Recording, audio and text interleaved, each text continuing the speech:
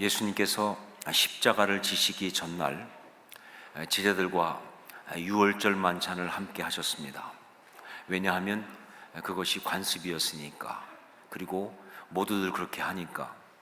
유대인들은요, 유월절이 되면 말씀에 따라서 반드시 가족들이 함께 모여서 그래서 만찬을 했습니다. 그건 단지 그저 가족의 어떤 우애를 돈독하게 하기 위해서 그런 것이 아니라 바로 그 유월절의 의미를 다시 한번 되새기기 위해서, 특별히 자녀들한테 가르치기 위해서 그래서 한 것입니다. 그런데 이것이 세월이 지나면서 조금 확대가 되었습니다. 그래서 이젠 가족들만이 아니라 어떤 특별한 그룹들이 함께 만찬을 하게 된 것이죠. 그 중에 하나가 바로 선생과 제자들입니다. 일종의 그 가르치고 배우는 그런 그룹이다 보니까 그 유월절을 같이 하면서 유월절의 의미를 다시 되새기는 그런 어떤 만찬을 하게 된 것이죠. 그래서 예수님도 제자들과 함께 유월절 식사를 하게 된 것입니다. 그야말로 관습에 따라서, 그리고 매년 해오던 것이니까.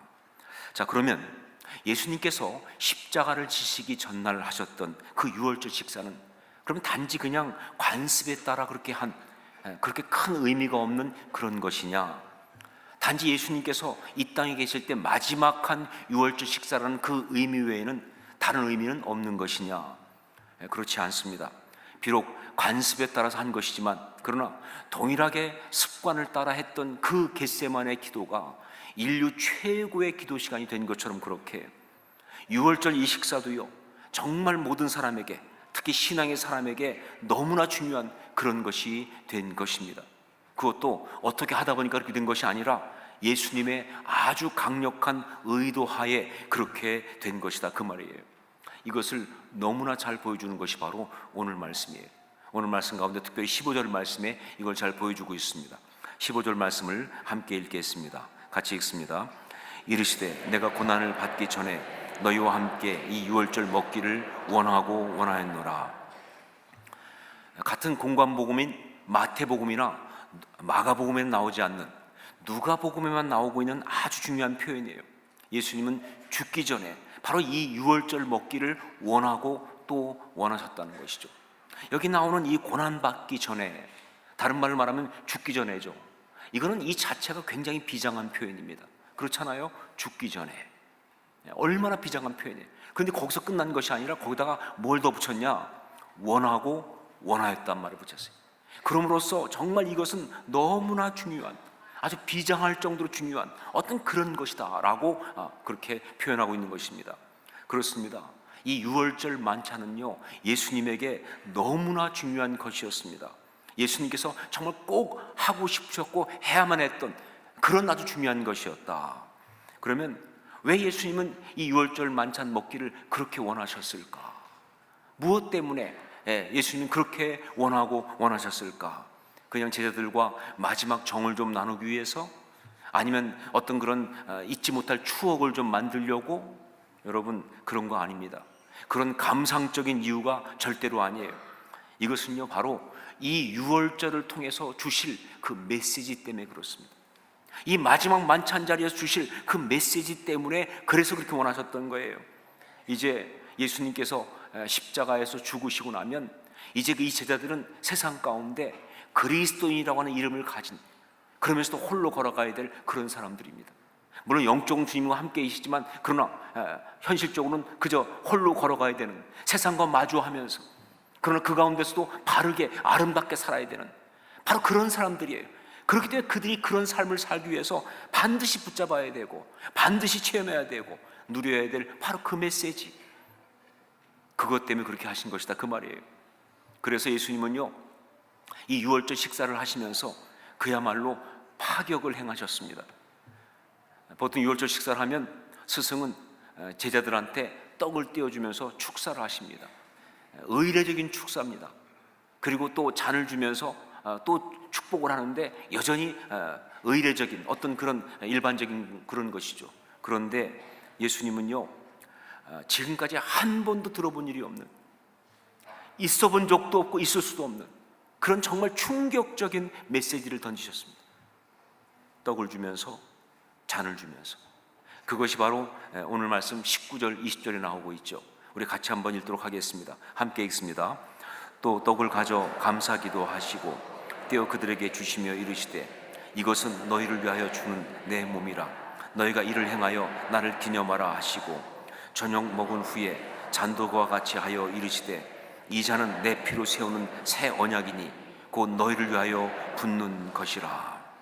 떡을 떼어 주시면서 이것은 너희를 위해 찢기는 내 몸, 내 살이라고 말씀하셨어요. 잔을 주시면서 말씀하셨습니다. 이것은 너희를 위해 흘리는 나의 피, 언약의 피라고 말씀하셨어요. 여러분, 이런 비유는 지금까지 없었습니다. 이런 비유는 그 자체가 너무 충격적이어서 결코 할 수 없는 그런 비유입니다. 이해하기도 힘들고 받아들이긴 더욱더 힘든 그런 것이 바로 이런 비유예요. 그런데 더 충격적인 것은 뭐냐? 이게 비유가 아니었다는 것이죠. 그냥 비유가 아니에요. 표현하기 위해서 한 어떤 그런 비유가 아니라 실제 영적인 역사였다는 것입니다. 그 영적 역사가 뒤따르는 그런 선포였고 그런 메시지였다는 것이죠. 여러분, 설명하기는 어렵지만 그러나 그때 주님께서 그 떡과 잔을 나누는 순간 그 자리에서 그 주님의 제자들은요, 예, 그래요, 정말로 주님을 먹었습니다. 주님의 살을 먹었고 주님의 피를 마신 거예요. 영적으로 주님의 의도하신 그 역사가 그대로 일어났다면 바로 그런 역사가 일어난 것입니다. 그게 바로 성만찬이에요. 문학적인 표현은 아닙니다. 실제 하는 영적인 역사였다는 것이죠.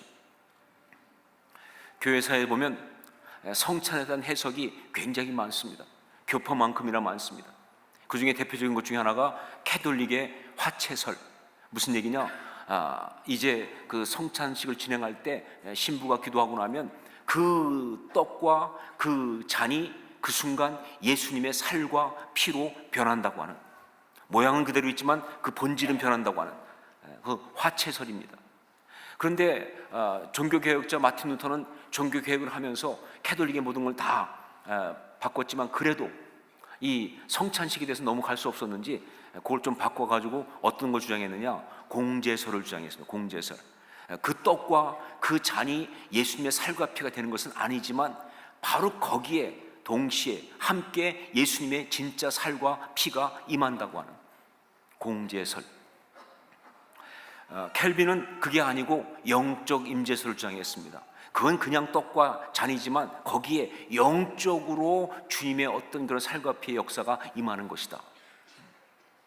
쯔빙클리는 그거 아니고 그냥 기념설, 이건 그냥 기념하는 것이다, 상징설, 그냥 상징일 뿐이다 라고 얘기했습니다. 자, 이 중에서 개인적으로 어떤 것이 맞다고 생각하느냐? 저는 영적 임재설이 맞다고 생각합니다. 왜냐하면 제가 장로교 목사니까 그렇다, 그게 아니고 그렇기도 하지만 이 화채설 그리고 마틴 루터가 말한 공제설은 너무나 물질적인 부분에 초점이 가 있어요. 이게 진짜 예수님의 살이냐 아니냐, 이 부분에 초점이 가 있어서 예수님께서 말씀하신 이 성찬식의 진짜 메시지를 좀 왜곡한 가능성이 있습니다. 반면에 쯔빙클리의 기념설은요, 의미를 강조하다 보니까 너무 그 실제적인 영적 역사로서의 성찬식의 그 중요한 것을 간과하는 그런 부분이 있습니다. 그렇습니다. 비유 맞아요. 결코 그 떡이 주님의 살이 되거나 결코 그 잔이 주님의 피가 될 수는 없는 것입니다. 그러나 비유 아닙니다.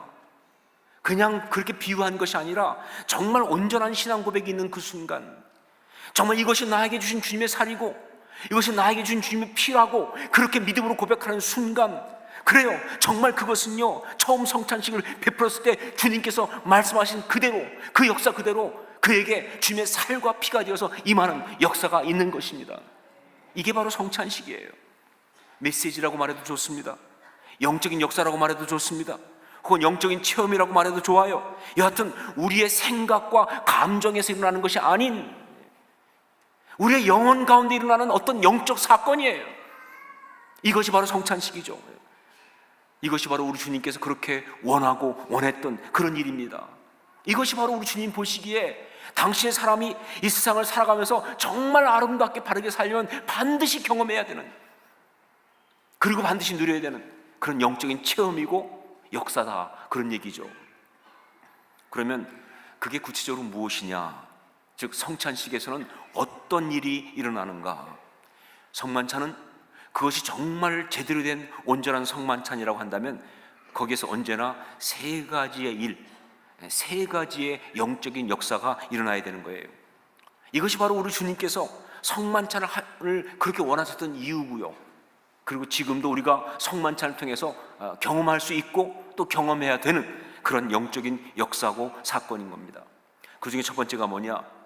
거기에는 거룩한 연합이 있습니다. 거기에는 거룩한 연합이 있습니다. 여러분, 성만찬은요, 연합입니다. 그것도 거룩한 연합입니다. 동시에 신비한 연합입니다. 세상에 어떤 것도 나눌 수 없는 그런 깊은 연합입니다. 이것이 바로 주님의 그 살을 먹고 주의 피를 마신다고 하는, 사실 언뜻 듣기에는 해괴망측할 것 같은 이 표현에 담긴 아주 중요한 의미고, 그리고 영적인 어떤 역사인 거예요. 여러분, 주님과 내가 나누어지면 그 사이에 죄가 들어옵니다. 아니, 주님과 내가 틈이 벌어진 만큼이 죄예요. 그런데 성만찬은요, 세상에 어떤 것도 밀고 들어올 수 없을 만큼 그렇게 가깝게, 어떤 것도 그 사이에 들어올 수 없을 만큼 그렇게 깊이 주님과 내가 연합하게 하는 것입니다. 이게 성만찬이에요. 여러분, 우리가 주님을 먹은 것입니다. 주님이 우리 안에 계시는 거예요. 그냥 옆에 있는 것도 아니고요, 앞에 있는 것도 아니고요, 생각 속에 있는 것도 아니고 영적으로 주님이 내 안에 들어오신 거예요. 이게 거룩한 연합이에요. 이것이 믿음으로 받아들이는 모든 사람 가운데 성만찬에 일어나는 그런 연합이에요. 여러분, 그래서 성만찬은 아름다운 것입니다. 주님과 내가 설명할 수 없지만 거룩한 연합을 하기 때문에, 어디서 하든지 어느 곳에서 하든지. 두 번째, 거기에는 회복이 있습니다. 성만찬의 역사, 두 번째 역사는 바로 회복의 역사입니다. 성만찬은 회복입니다. 주님의 살을 먹고 주님의 피를 마신다는 것은 그걸 통해서 우리가 회복된다, 그 뜻이에요. 여러 가지 회복이 있는데 그것을 예를 든다면, 첫째로 우선 공급을 통한 회복이 있습니다. 공급을 통한 회복. 저는 문득 이런 생각 해봤어요. 주님이 왜 갑자기 그들한테 내 살을 먹으라고 하셨을까? 왜 내 피를 마시라고 하셨을까? 여러 가지 이유가 있겠지만 그 중에 하나가 뭐냐면, 주님은 보셨던 거예요.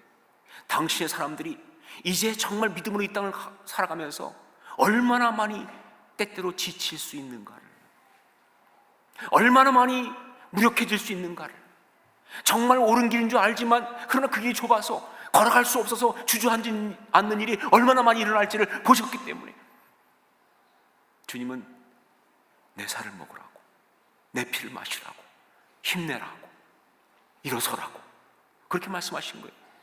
이것은요, 정말 로댓 나무 아래 드러누워서 죽기를 구했던 그 엘리야에게 지쳐서 힘이 없기 때문에 무력해져서, 그래서 정말 로댓 나무 아래 누워가지고 이제 죽고 싶습니다 하고 있던 그 엘리야에게 하나님께서 정말 아무것도 하지 않고 먹이고 또 먹여서, 그래서 일어나서 하나님의 삶 호렙까지 달려갈 수 있게 만드셨던 바로 그 역사와 똑같은 것입니다.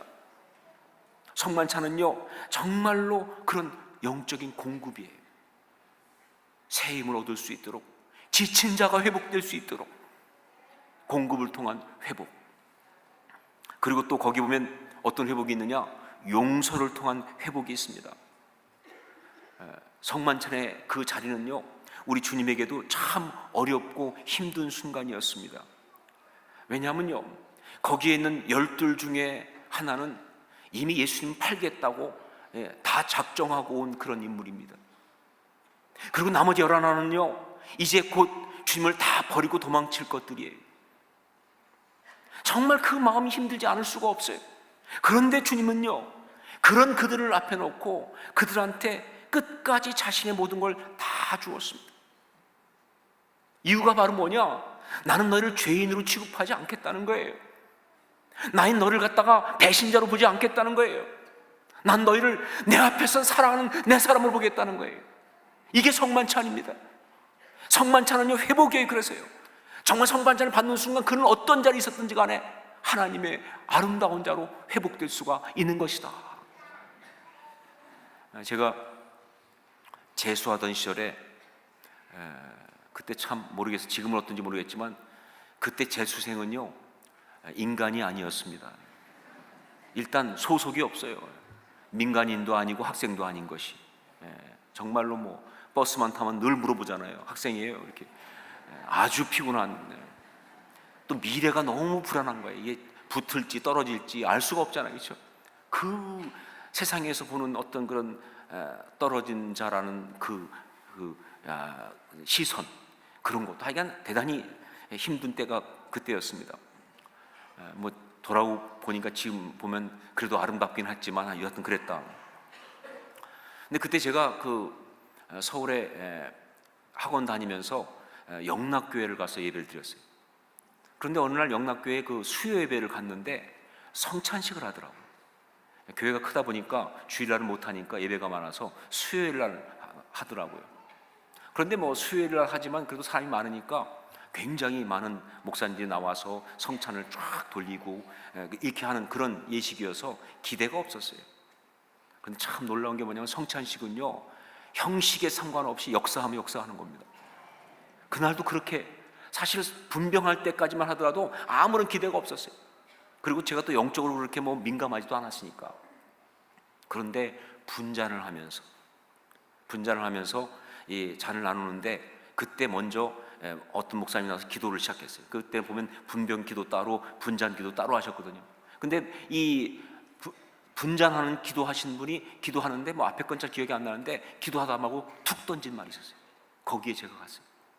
뭐라고 기도했냐면 기도하다 말고 하신 얘기가 죄는 우리가 지었는데 고통은 주님이 당하셨습니다. 그게 팍 들어오는 순간 제가 터졌어요. 얼마를 울었는지 말이죠. 흐느껴 울기 시작해가지고 너무 울어가지고 잔을 받을 수가 없어서 옆에 사람이 대신 받아줬다니까요. 그런데 솔직히 말해서 재수생이 죄를 지었으면 얼마나 지었겠습니까? 무슨 죄가 많아서 그렇게 울었겠어요? 그렇죠? 그런데 아니요. 사실 죄를 지었다는 것은요, 죄인이라는 것은 죄를 지어서 죄인이 아니잖아요. 죄 때문에 고통받으면 죄인이죠. 저는요 재수생인 것이 너무나 아팠어요. 사람들의 그 무시가 너무 힘들었어요. 앞날이 불안한 것이 너무나 비참했습니다. 그냥 그게 서러웠고 그게 그냥 아팠고 그게 주님 앞에 미안했고 죄송했고 그리고 정말 부끄러웠어요. 그게 그냥 터져나온 거예요. 그런데 더 저를 울게 한 게 뭐냐, 나는 그런데 사람들은 다 그렇게 보는데 주님은 이런 나를 위해서 여전히 사랑하신다고, 이런 나를 위해서 당신을 주시면서 그렇게 사랑을 주신 거기에 제가 견딜 수가 없었던 거예요. 그 순간 저는 주님 앞에서 용서받았던 것입니다. 성만찬은 바로 그런 것입니다. 그것이 행해지는 순간 어떠한 존재의 어떤 상황이 있든 사람이든 간에 정말 주님 앞에 아름다운 하나님의 사람으로 다시 그렇게 설 줄로 믿습니다. 성만찬은 그런 것입니다. 그래서 결국 또 한 가지 회복이 있다면 감사하게 하는 삶으로의 회복, 감사를 회복하는 삶, 그것이 또 있습니다. 성만찬을 말할 때 유카리스트란 말을 씁니다. 유카리스트. 근데 이 유카리스트란 말은요 감사라고 하는 뜻이에요. 또 떡을 가져 감사기도 하시고 하는 말에서 이 감사기도 하시고, 이 말을 헬라어로 유카리스테사스라고 하는데 이 유카리스테사스에서 나온 말이 유카리스트예요. 여러분 결국 무슨 얘기냐, 성만찬은 감사의 회복이다. 어떠한 마음이 있든지 간에 성만찬을 받고 나면 그 삶에서 감사가 회복돼요. 살아있는 것이 감사하고, 믿은 것이 감사하고, 주님이 주님이신 것이 감사하고, 내가 신앙이 있는 게 감사하고, 내가 정말 하나님 앞에서 지금 누리고 있는 모든 것이 감사하고, 그 감사는요 바로 하나님의 형상이 회복되는 것이거든요. 이게 바로 성만찬이다. 다시 말합니다. 성만찬은 바로 회복의 역사입니다. 그 심령 가운데 온전한 회복이 일어나서 하나님의 형상으로 다시 한번 아름답게 서는 그런 역사가 바로 성만찬이다. 세 번째로 또 성만찬은 어떤 것이 있느냐? 거기에는 바로 소명이 있습니다. 소명의 역사가 있어요. 소명은요, 어떤 일을 하라고 부르시는 게 소명이 아니고요, 소명은요, 관계로 부르는 게 소명입니다. 너는 내 것이다. 그게 소명이에요. 하나님의 자녀로서 하나님이 너는 내 자녀라고 부르시는 것이 바로 소명이에요. 그 하나님의 자녀로서의 그 관계 속에 살아가는 삶이 소명의 삶인 것이고요, 성만찬은 바로 그런 확인이 있다는 것이죠. 제가 그 성만찬을 보면서 이 소명의 아름다운 걸 보게 된 것 중에 하나가 뭐냐, 바로 그 유월절 식사, 거기서 보게 됐습니다. 여러분 아시는 것처럼 성만찬은요, 유월절 식사에서 온 거예요. 그런데 이 유월절 식사 때 보통 지금은 우리가 잔을 한 번만 들지만 원래는 4번 잔을 듭니다. 4번. 그 4번 잔을 드는 이유가 뭐냐? 그것은 바로 출애굽기 6장 6절로 7절에 나오는 그 말씀에 있는 사중 구원의 약속. 이 네 가지 구원의 사중 구원을 생각하면서 잔을 드는 거예요. 말씀에 보면 그러므로 이스라엘 자손에게 말하기를 나는 여호와라 내가 애굽 사람의 무거운 짐 밑에서 너희를 빼내며, 그때 첫째 잔을 듭니다. 애굽 사람의 무거운 짐 밑에서 너희를 빼내며 구원의 역사가 일어났어요. 첫 잔을 들어요. 그 다음에 그들의 노역에서 너희를 건지며, 둘째 잔을 듭니다.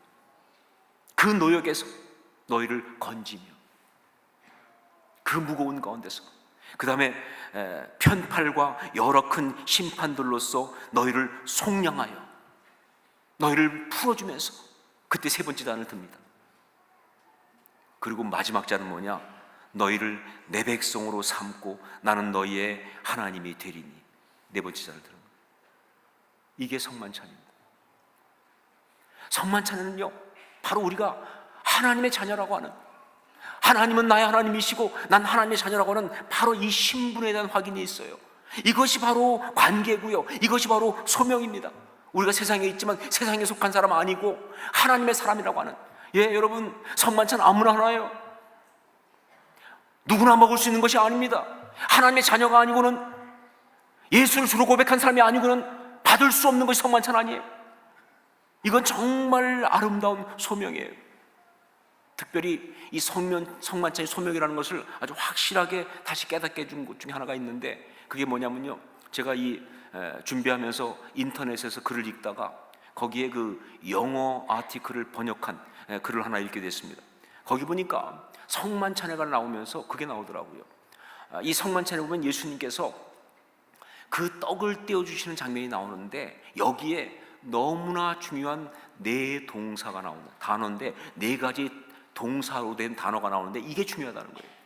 그게 바로 오늘 말씀에 19절에 나오고 있거든요. 19절 말씀을 같이 한번 읽겠습니다. 같이 읽습니다. 또 떡을 가져 감사기도 하시고 떼어 그들에게 주시며 이르시되 이것은 너희를 위하여 주는 내 몸이라 너희가 이를 행하여 나를 기념하라 하시고. 첫 번째가 뭐냐?